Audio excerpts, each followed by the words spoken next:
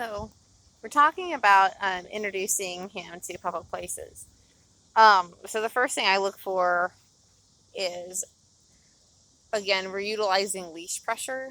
So again, I have the slip lead on him. It's snug.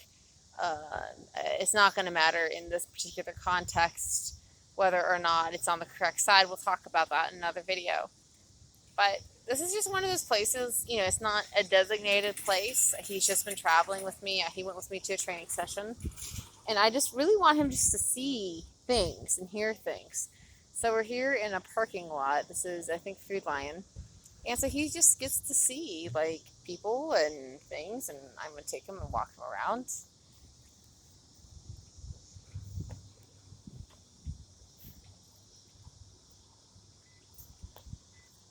So we might take him for a walk here in a minute. Let him kind of see some things. Love it. So obviously, it's important to have a good hold. With me. There you go.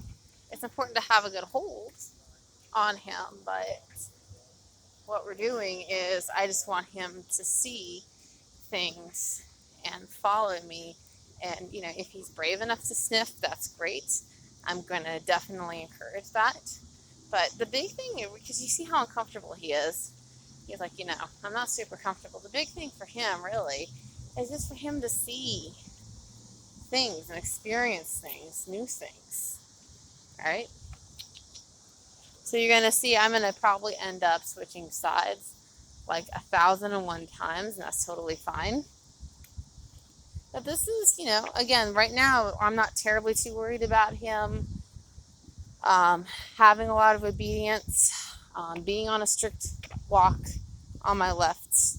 I just want him to be comfortable and explore and sniff and see things. Now, the exception of that would be if he were to reach for, let's say, this piece of plastic here, and let me see if he goes for it. Okay, with me. So I might pull him away. Good boy! Yeah! So I might do that. I might encourage that obedience there with objects on the ground, because even though I do want him to be comfortable, what I don't want him to do is I don't want him to get in the habit of picking things off the ground. So everything that we've been working towards at home, this is perfect.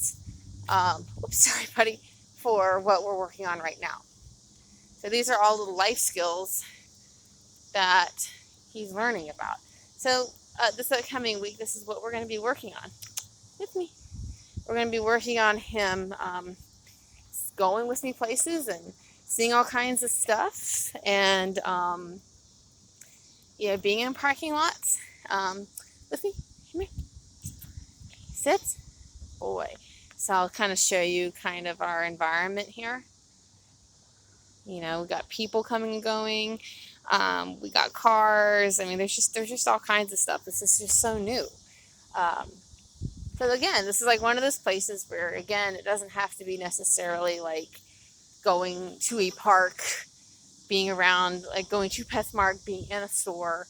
This is just one of those things where he can just be and see different things, being in a different environment without there being a lot of pressure for him having to behave. If he loses his mind in this parking lot, who really gives a shit? Not a lot of people are going to. If he has a moment in a store, like PetSmart, if he reacts to another dog, if he does react to other dogs or other people, people might care a little bit more. No one's going to care here.